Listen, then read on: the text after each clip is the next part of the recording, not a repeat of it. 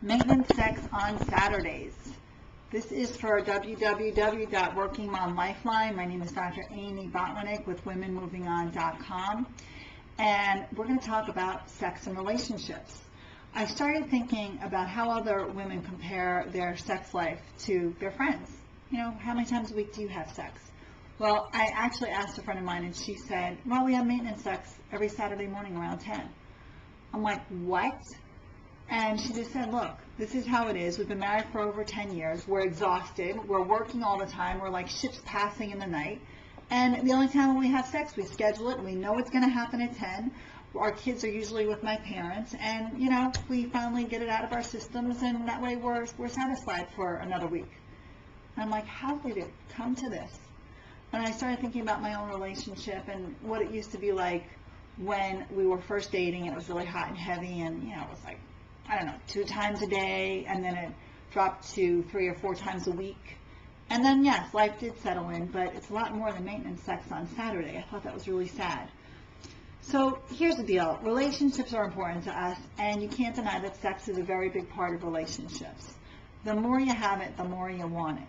And it's kind of like, you know what, going to the gym. You don't necessarily want to get there. You know what's good for you. You know you're going to feel great after you do it, but that whole process of just dragging your butt to the gym is painful. But it's always a positive thing when we're done. It's the same thing with sex. So, you know, try to make the effort, because once you get going, you're like, you know what, this is actually pretty good. And what happens with females is that when we have sex, there are hormones created in our body that are good for us, they're healthy for us, but it actually makes us bond to our mate better. We actually like our male companions better the more often we have sex. There's some kind of a bonding, nurturing thing going on there.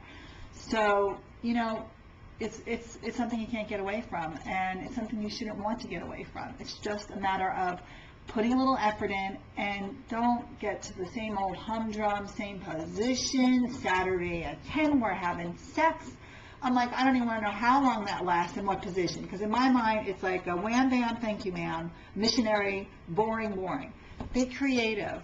Go for it. Just feel it until you get there. Fake it until you make it is what I'm saying, because it is a big part in who we are. So while you're having that Calgon take me away moment because you just can't take it and you're exhausted, just try to put a little bit more effort into being fun and just initiating sex and having it, because you'll feel a lot better and your relationship will stay a lot stronger. My name is Dr. Amy Botwinick with womenmovingon.com, and this is for the Working Mom Lifeline, www.workingmomlifeline.com.